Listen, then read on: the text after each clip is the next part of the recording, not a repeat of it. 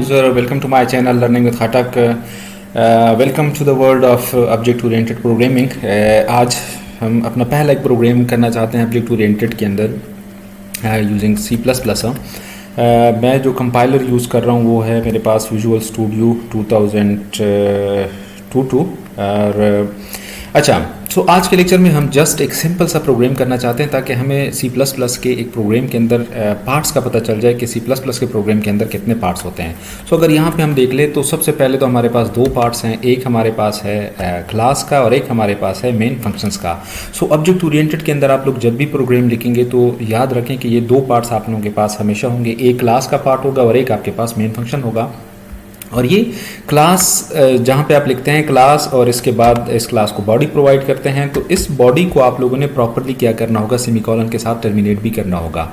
ये क्लास आपके पास कीवर्ड है, जबकि इसके बाद जो क्लास नेम है this is user defined, means आप कोई भी नाम दे सकते हैं. यहाँ पे मैंने क्लास माई फर्स्ट क्लास लिखा हुआ है. सो आप लोग इसको चेंज भी कर सकते हैं, जिस तरह माई फर्स्ट मैं यहाँ पे कहता हूँ वो class my first object oriented programming class. Okay so उसके बाद हम क्या करते हैं कि बेसिकली क्लास के अंदर भी, फॉर एग्जांपल ये हमारे पास क्लास की बॉडी, इस क्लास के अंदर भी हमारे पास दो पार्ट्स होते हैं. एक हमारे पास होता है प्राइवेट पार्ट और एक हमारे पास होता है पब्लिक पार्ट.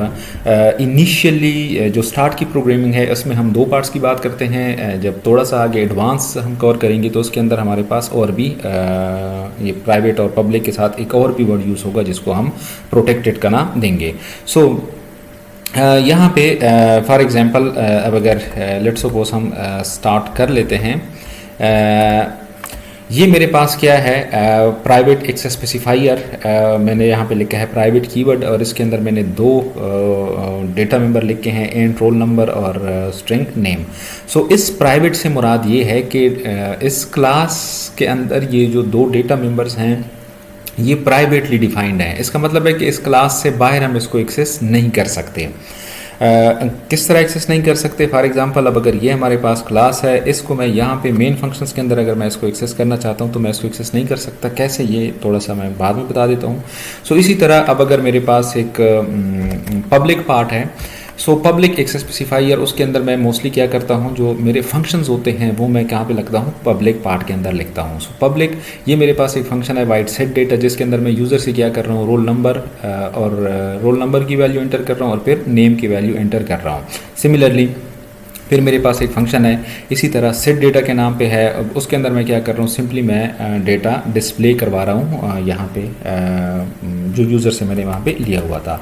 उसके बाद अच्छा ये तो मेरे पास अब यहाँ पे ये क्लास ख़त्म हो गई. अब क्लास मेरे पास बताते खुद कुछ भी नहीं है. याद रखें ये एक बात बड़ी प्रिंसिपल इंपॉर्टेंट बात है कि class is just like a blueprint, a carbon copy. So अगर आप सिर्फ क्लास के अंदर डिक्लेरेशन कर लेते हैं, आप उसके अंदर एट्रीब्यूट्स डिफाइन कर लेते हैं, मींस जो डेटा मेंबर्स हैं वो डिफाइन कर लेते हैं, मेंबर फंक्शन डिफाइन कर लेते हैं, तो इसका कोई फ़ायदा नहीं है जब तक कि आप इस क्लास का कोई ऑब्जेक्ट नहीं बनाते. और वो ऑब्जेक्ट्स हम किस तरह बनाते हैं, वो ऑब्जेक्ट्स हमारे पास यहाँ पे फॉर एग्जांपल मेन फंक्शंस के अंदर हम बनाते हैं. अब ये मैंने इस क्लास का एक ऑब्जेक्ट बना लिया, my first class object OBJ. सो ये मेरे पास क्या है, इस क्लास का मैंने एक ऑब्जेक्ट बना लिया. दूसरी बात इंपॉर्टेंट याद रखें कि इस क्लास के अंदर आपने दो चीज़ें लिखी हैं. एक आपने उसके अंदर डेटा मेंबर्स लिखे हैं, ये दो डेटा मेंबर्स हैं, और दो ही इस क्लास के अंदर क्या हैं, फंक्शंस हैं, and roll number, string name और वाइड सेट डेटा और wide gate data. So class को तो चूंकि मैंने कह दिया कि क्लास मेरे पास कुछ भी नहीं है, सिर्फ एक ब्लूप्रिंट है, कार्बन कॉपी है, तो फिर अगर ये क्लास कुछ भी नहीं है तो फिर ये डेटा मेंबर और ये मेंबर फंक्शन किसके हैं. So this is very important point. यहाँ पे जो आपने मेन क्लास के अंदर एक ऑब्जेक्ट लिखा है, बेसिकली ये मेंबर फंक्शन जो ऊपर आपने रखे हैं और जो डेटा मेंबर्स हैं ये बेसिकली इस ऑब्जेक्ट के हैं. अब फॉर एग्जांपल इस ऑब्जेक्ट्स को आप कंसिडर कर सकते हैं, क्योंकि हम ये कहते हैं कि object oriented is based upon real world. So everything in this world is an object. So अब everything is in this world is an object. So आप अपने आप को एक ऑब्जेक्ट कंसिडर कर लें. अगर आप अपने आप को एक ऑब्जेक्ट कंसिडर कर लेते हैं तो फिर ये आपकी क्या हो गया, फॉर एग्जांपल एक स्टूडेंट है, अली है, अली मेरे पास एक ऑब्जेक्ट है, तो ये अली का रोल नंबर है और ये अली का क्या है, नेम है, और इसको मैंने प्राइवेट रखा हुआ है क्योंकि रोल नंबर और नेम अली की प्राइवेट कैरेक्टरिस्टिक्स हैं, प्राइवेट प्रॉपर्टी हैं जिसको बाहर से कोई एक्सेस नहीं कर सकता। हाँ, अगर मैं अली की कैरेक्टरिस्टिक एक्सेस करना चाहता हूँ तो वो मैं कैसे कर सकता हूँ? पब्लिक मेंबर फंक्शंस के थ्रू एक्सेस कर सकता हूँ।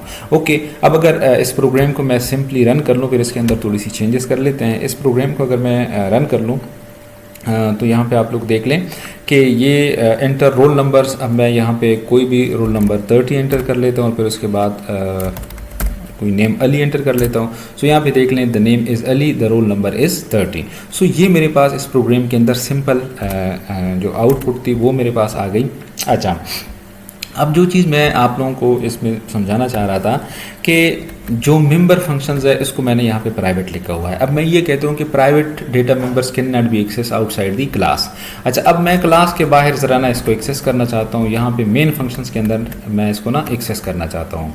सो मेरे पास जो डेटा मेंबर्स था, मैं कहता हूँ कि जी cout enter the name, enter the name, और इसको मैं कहता हूँ कि जी cin name, sorry enter the name. अब ओके, अब यहाँ पे अगर आप लोग देख लें, जैसे ही मैंने सी आउट एंटर द नेम लिखा, नेम मैंने लिखा, तो ये मुझे क्या कह रहा है कि जी आइडेंटिफायर नेम इज़ अनडिफाइंड, कि ये आप क्या कर रहे हैं, डिफाइंड ही नहीं है। अब आप सोच सकते हैं कि नेम तो मैंने ऊपर इस क्लास के अंदर डिफाइन किया हुआ है, तो याद रखें कि आपने इस डेटा मेंबर्स को यहाँ पे डिफाइन किया हुआ है, जबकि ये आपके पास क्या है, ये प्राइवेट डेटा मेंबर है, ये प्राइवेट डेटा मेंबर है, इसको आप क्लास से बाहर एक्सेस नहीं कर सकते।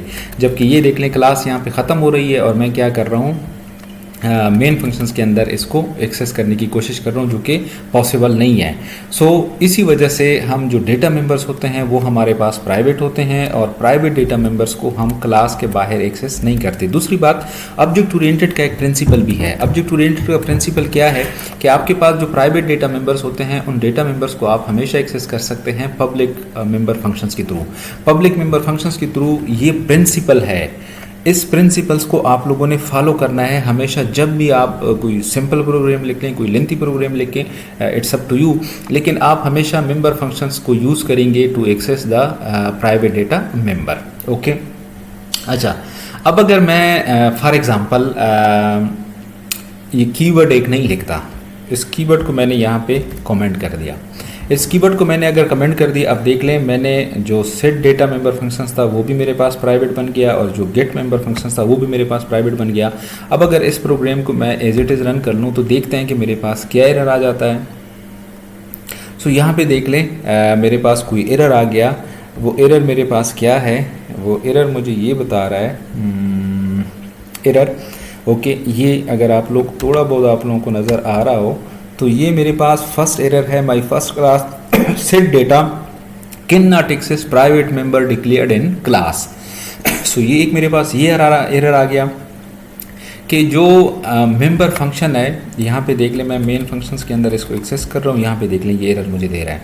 ये मुझे क्या कर रहा है कि आप जो सेट डेटा मेंबर फंक्शन है उसको आपने प्राइवेट डिक्लेयर किया हुआ है, जबकि आप इसको क्लास के बाहर एक्सेस कर रहे हैं। तो एक ये मेरे पास एरर था और एक मेरे पास एक और एरर था, यहाँ पे ये the is get data is inaccessible, कि आप गेट डेटा को भी एक्सेस नहीं कर सकते क्योंकि वो भी आपके पास क्या है, प्राइवेट है।